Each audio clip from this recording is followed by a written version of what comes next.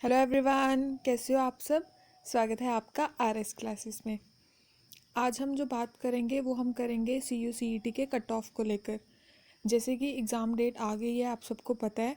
तो अब exam date आने के बाद आप लोगों के दिमाग में काफ़ी से क्वेश्चंस आ रहे हैं, जिसमें से एक है कट ऑफ को लेकर। तो आज हम कट ऑफ की बात करेंगे डिटेल में। जितने भी आपके डाउट हैं कट ऑफ को लेकर वो क्लियर हो जाएंगे इस वीडियो में। तो इस वीडियो को एंड तक देखना, क्योंकि जैसे जैसे ये वीडियो आगे बढ़ेगी वैसे वैसे आपको कट ऑफ के सारे एस्पेक्ट्स का पता चलता जाएगा। बट अगर आप ये वीडियो आधे में छोड़ के चले जाओगे तो आपको आधी नॉलेज मिलेगी, और आधी नॉलेज जो है वो हमेशा ख़तरनाक होती है। तो मेरा सजेशन यही है कि आप इस वीडियो को पूरा देखें, ताकि आपको क्लियरली पता चले कि कट ऑफ किस तरीके से कहाँ कहाँ किस यूनिवर्सिटी में कैसे रहता है। तो स्टार्ट करते हैं आज की वीडियो। सबसे पहले एक चीज़ जो मैं आप लोगों को बताना चाहूँगी वो ये है कि कट ऑफ जो है हर यूनिवर्सिटी का अलग होता है। बेशक आपने सीयू सीईटी का फॉर्म भरा है, बट इसमें अलग अलग यूनिवर्सिटी हैं। किसी ने सेंट्रल यूनिवर्सिटी ऑफ पंजाब के लिए फ़िल किया है, किसी ने सेंट्रल यूनिवर्सिटी ऑफ हरियाणा के लिए फ़िल किया है। इसी तरीके से हर इंसान ने अलग अलग यूनिवर्सिटी के लिए अप्लाई किया होगा। सबसे इम्पॉर्टेंट चीज़ ये है कि हर यूनिवर्सिटी का कट ऑफ जो है वो सेम नहीं होता। हो सकता है केमिस्ट्री में सेंट्रल यूनिवर्सिटी ऑफ पंजाब का कट ऑफ 50 हो, वहीं पे हो सकता है कि सेंट्रल यूनिवर्सिटी ऑफ हरियाणा का कट ऑफ केमिस्ट्री में ही 45 हो। तो बिल्कुल एक चीज़ आप अपने दिमाग में रखें कि एक यूनिवर्सिटी का जो कट ऑफ है वो दूसरी यूनिवर्सिटी से अलग हो सकता है। ठीक है, तो जो कट ऑफ है वो सेम बिल्कुल भी नहीं रहता हर यूनिवर्सिटी के लिए। ये पहली चीज़ है। सेकेंडली, कुछ कोर्सेज़ हैं जिनकी डिमांड ज़्यादा होती है, तो उसका कट ऑफ हल्का सा ज़्यादा जाता है। और कुछ कोर्सेज़ होते हैं जिनकी डिमांड इतनी नहीं होती, तो उनका कट ऑफ भी उस हिसाब से कम जाता है। जैसे कि फ़िलहाल जो सबसे ज़्यादा डिमांड चल रही है जिन कोर्सेज़ की, वो है बीए एलएलबी, बीए बीएड और बीएससी बीएड। ये तीन सब्जेक्ट ऐसे हैं कि जिनको अगर मिल जाए सीट इस कोर्स में तो वो छोड़ते नहीं हैं। बहुत कम चांसेस होते हैं कि यहाँ पर दूसरी लिस्ट निकले। सबसे पहले मैं लिस्ट के रिगार्डिंग आपसे ये बात करना चाहूँगी कि कभी भी ऐसा नहीं होता है कि एक लिस्ट में ही कोई भी यूनिवर्सिटी की सीट्स फिल हो जाएं। पहली लिस्ट निकलती है, अगर उनको जितने बच्चे चाहिए, लाइक 20 सीट्स हैं, अगर उनको 20 बच्चे चाहिए, अगर वो पहली सीट में नहीं फिल होते हैं तो वो क्या करते हैं, सेकंड मेरिट लिस्ट निकालते हैं। अगर उसमें भी उनको बच्चे पूरे नहीं होते हैं, वो तीसरी निकालते हैं, देन फोर्थ फिफ्थ सिक्स, इस तरीके से बहुत सी लिस्ट निकलती हैं। ऐसा नहीं है कि पहली लिस्ट में आपका नाम नहीं आया है तो आपका चांस ही नहीं है कोई, ऐसा बिल्कुल नहीं होता। बहुत कम कोर्सेज़ हैं जिनमें दो लिस्ट निकलती हैं, दो या तीन निकलती हैं हार्डली। बट बहुत ऐसे कोई कोर्सेज़ भी हैं जिनमें 7-8 तक लिस्ट निकलती है। ठीक है, तो इस तरीके से आपको ये नहीं सोचना है कि पहली लिस्ट में नाम नहीं आया तो आपका नहीं आएगा, ऐसा नहीं होता है। आप वेट करो, आगे जैसे जैसे लिस्ट आएगी आपका नाम हो सकता है उनमें हो। लेकिन अगर आप नहीं चाहते आप इन सब चक्कर में पड़ें कि हमारा नाम ही नहीं आ रहा, आपको वेट करना पड़े, तो उसके लिए बस एक ही ऑप्शन है कि आप तैयारी बहुत अच्छे से करें कि आपका नाम जो है पहली या दूसरी लिस्ट में ही आ जाए। तो उसके लिए वही है कि आपको तैयारी करनी है।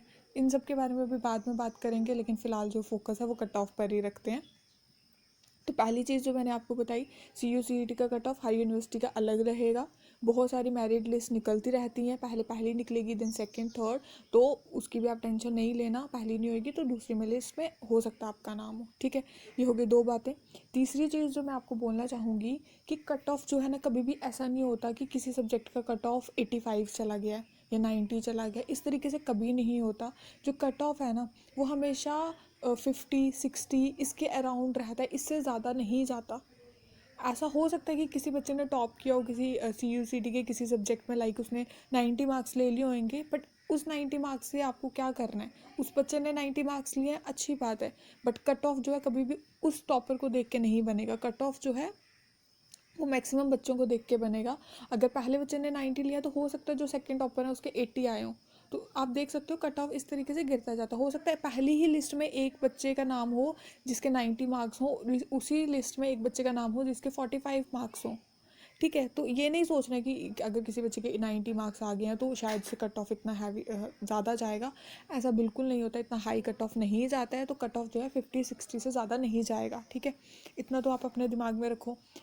देन कट ऑफ के बारे में मैं ये बताना चाहूँगी कि हाई तो नहीं जाता है बट इतना है कि कुछ सब्जेक्ट्स में जो है वो 50 तक जाता है। तो वो मैंने आपको सब्जेक्ट्स बता दिए। उस तरीके से और भी सब्जेक्ट हो सकते हैं जिनमें हाई जाता है, बट फ़िलहाल जो मुझे पता है इन 3 कोर्स का तो बहुत ज़्यादा हो जाता है।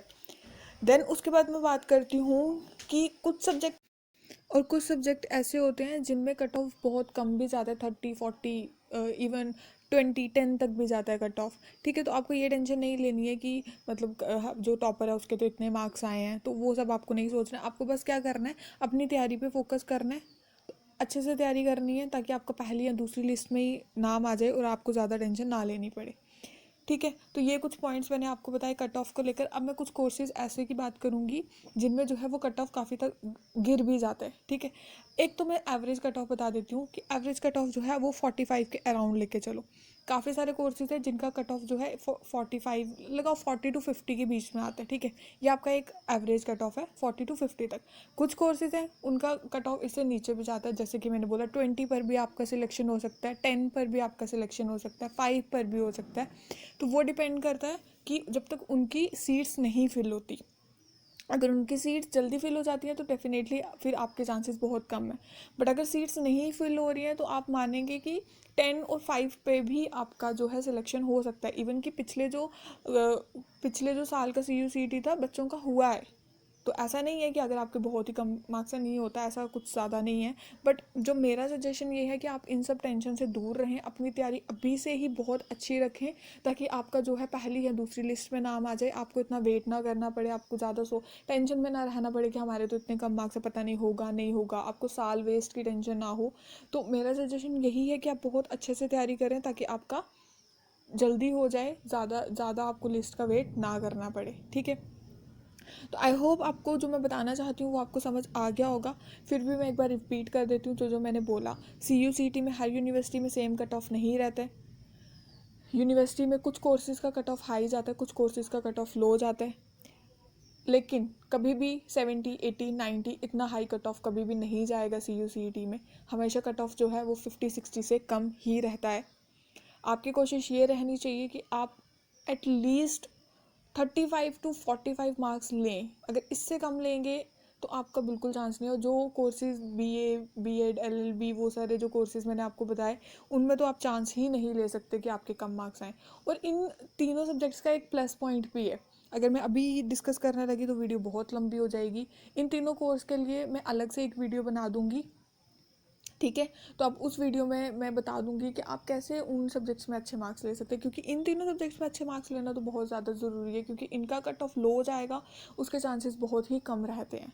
ठीक है, देन उसके बाद कुछ कोर्सेज का कट ऑफ कम जाता है, कुछ का ज़्यादा आ जाता है। आपको बिल्कुल टेंशन नहीं लेनी है, आपको बस अपना बेस्ट देना है। अब मैं एक चीज़ और इसी वीडियो में बताना चाहूँगी तैयारी को लेकर।